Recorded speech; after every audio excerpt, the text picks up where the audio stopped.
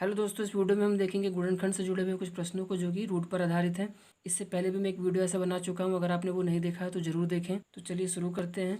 तो उसमें मैंने 2 प्रश्न हल किए थे और ये हमारा तीसरा प्रश्न है। तो देखिए, इसके लिए हमें क्या करना है, सबसे पहले अचर पद और एक्स स्क्वायर के गुणांक को हमें गुणा कर देना है। तो ये आ गया हमारा 6। अब इसके बाद हमें ऐसी 2 संख्याएँ बतानी है जिसको गुणा करने पर 6 आए, लेकिन उसको जोड़ने या घटाने पर बीच वाले पद का गुणांक आए, मतलब -2√6 आना चाहिए। ठीक है। तो देखिए कि यहाँ पे हमारे पास √6 है यहाँ पे। तो अगर कभी भी ऐसा होता है कि हमारा जो बीच वाला पद है उसका गुणांक अंडर रूट में दिया गया हो, तो हम इसका अभाज्य गुणनखंड करके नहीं पता कर सकते कि वो 2 संख्याएं कैसे निकलेंगी। जैसा कि हम नॉर्मल द्विघात समीकरण में करते हैं, तोड़कर बता देते हैं अभाज्य गुणनखंड से। तो यहाँ पे हम वो नहीं कर सकते। तो हमें क्या करना होगा, 6 है, इसको √6 और √6 से करके देखना होगा। अगर इससे काम नहीं चलता है तो कुछ और भी करके देखेंगे, पहले इसी से करके देखते हैं। तो √6 और √6 का गुणा करते हैं तो 6 आ जाता है। हाँ, आ जाता है। √6 और √6 को अगर हम जोड़ते हैं तो 2√6 आ जाता है। तो बीच वाले में देखिए, तो ये तो आ जा रहा है लेकिन माइनस भी है। तो अगर हम -√6 को और -√6 को जोड़ते हैं तो -2√6 आ जाता है। तो मतलब कि हमारा काम हो गया, -2√6 आ जा रहा है। तो हम इसी से ही कर देंगे।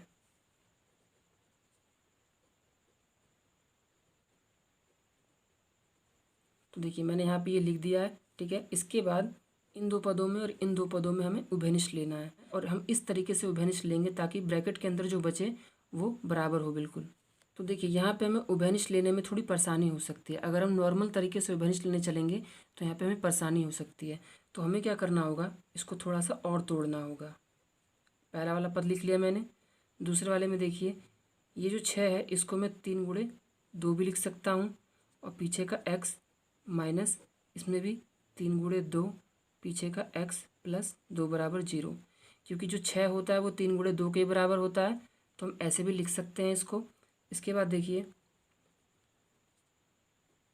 अब ये वाली जो चीज़ है, अगर आपको पता हो, कभी भी जब रूट में ऐसे होता है तो हम उसको ऐसे लिख सकते हैं। ठीक है, ये एक नियम है।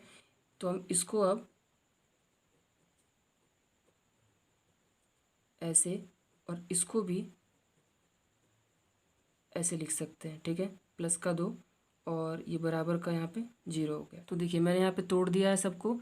ठीक है। इसके बाद देखिए, हम इस वाले को भी तोड़ देंगे।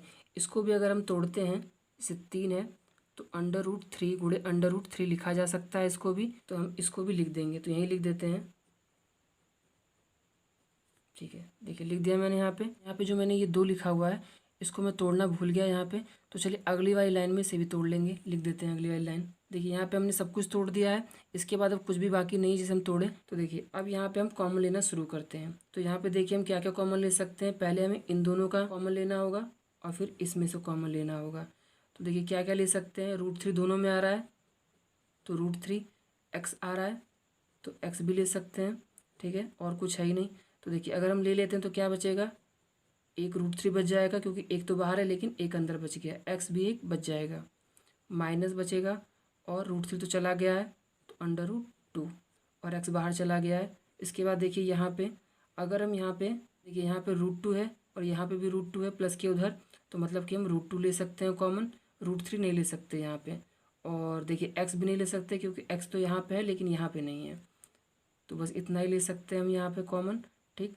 और देखिए, हमारे पास क्या बचेगा इसके बाद, माइनस का √3 प्लस का √2, जो कि इसके बराबर तो नहीं है, जबकि ब्रैकेट के अंदर तो इसके बराबर का आना चाहिए।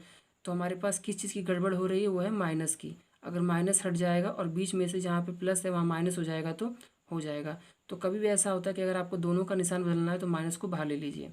माइनस बाहर ले लेंगे तो यहाँ पे हमारा माइनस अब नहीं है, तो यहाँ पे क्या बचेगा, और यहाँ पे √2 बराबर का 0। ठीक है। अब देखिए, एक जैसा जो है उसको एक किनारे लिख देंगे, और जो बच गया है ये वाला और ये वाला उसको एक तरफ लिख देंगे, बराबर 0। यही हमारा गुणनखंड है। ठीक है। इसके बाद अगर हमें इसके मूल निकालने हों इस समीकरण के, तो हम इन दोनों को एक एक बार 0 के बराबर कर देंगे। तो देखिए, बराबर अगर करते हैं तो ये इधर चला जाएगा तो प्लस का, और ये गुणे में है तो ये भी चला जाएगा तो भाग में। तो हम इसको ऐसे लिख सकते हैं, इसी तरीके से देखिए ये बिल्कुल इसी के बराबर है, तो मतलब कि इसे लिखने की ज़रूरत ही नहीं है। अगर हम 0 के बराबर कर देंगे इसको तो ये यही आएगा। ठीक है, तो हमारे पास 2 मूल निकल गए। इसके बाद हम अगला वाला देखते हैं। तो इसमें हम क्या करेंगे, फिर से अचर पद और एक्स स्क्वायर के गुणांक को गुणा करेंगे। सबसे पहले ये 12 आ गया। अब देखिए, अब हमें ऐसी 2 संख्याएं पता करनी है जिसको गुणा करने पे 12 है, लेकिन अगर हम उसको जोड़े या घटाएं तो ये आना चाहिए बीच वाला। तो ये कैसे पता चलेगा, तो देखिए यहाँ पे बीच में रूट आ रहा है, तो कभी भी अभाज्य गुणनखंड से तो पता नहीं चल सकता। तो हमें क्या करना होगा, 12 को तोड़ना होगा। अब √12 गुणे √12, सबसे पहले तो ऐसे तोड़ के देखेंगे हम लोग। उसके बाद देखिए इसको और तोड़ सकते हैं, 4 तियाँ 12 गुणे 4 तियाँ 12। 12 को भी हम और तोड़ सकते हैं, 4 गुणे 3 4 गुणे 3 करके। तो देखिए ये हो जाएगा हमारा, 2 तो बाहर आ जाएगा यहाँ से, और 3 यहाँ से भी, क्योंकि देखिए 4 है तो 2 गुणे 2 हो गया। तो अंडर रूट के अंदर जो भी संख्याएं डबल हो जाती हैं बाहर निकल जाती है, तो 2 गुणे 2 जो होगा वो बाहर आ जाएगा 2। जैसे यहाँ निकला वैसे यहाँ पे भी। अगर हम इन दोनों को अब गुणा कर देते हैं तो 2 दूनी 4 तियाँ 12, यही आ जाएगा 12। और अगर हम इन दोनों को जोड़ते हैं तो ये आएगा बीच वाला। ठीक है, 4√3 आएगा अगर जोड़ते हैं तो हम कर देते हैं इसको। देखिए मैंने यहाँ पे वाली लाइन लिख दी है। इसके बाद इसमें और इसमें हमें कॉमन लेना है, उभयनिष्ठ लेना है, जिससे कि ब्रैकेट के अंदर बराबर बचे बिल्कुल। देखिए हम यहाँ पे क्या कॉमन ले सकते हैं, एक तो x ले सकते हैं, दोनों में आ रहा है, और 2 भी ले सकते हैं। तो यहाँ बचेगा 2 और x प्लस √3। इसी तरीके से इसमें हम क्या कॉमन ले सकते हैं, यहाँ पे देखिए √3 है और यहाँ पे 3 है, तो 3 का मतलब क्या होता है, √3 गुणे √3। अगर आपने पिछली वाली वीडियो देखी है और ये वीडियो भी अभी तक आप देख रहे हैं पूरी देखी है आपने, तो आपको इतना समझ में आ जाएगा कि 3 का मतलब √3 गुणे √3 होता है। अब हम यहाँ पे √3 को बाहर ले सकते हैं, तो प्लस लगा के √3 को हम बाहर ले लेते हैं। तो 2x प्लस √3 बराबर का 0। अब ये वाली चीज़ और ये वाली चीज़ बिल्कुल ही बराबर है, तो हम इसको एक तरफ लिख देते हैं और जो बच गया है उसको एक तरफ लिख देते हैं। तो ये हमारा गुणनखंड आ गया इस समीकरण का। अब देखिए इसका अगर हमें मूल निकालना होगा तो हम 0 के बराबर कर देंगे दोनों को एक एक बार। तो x बराबर -√3/2, और ये भी बराबर ही है बिल्कुल इसी के, तो मतलब कि ये भी इतना ही आएगा। तो ये हमारे मूल हैं इस समीकरण के। तो मैं आशा करता हूँ ये वीडियो आपको अच्छी लगी हो। वीडियो अच्छी लगी हो तो लाइक करें, चैनल को सब्सक्राइब करें, बेल आइकन को हिट करें, ताकि आपको ऐसी वीडियो आगे भी मिलती रहे।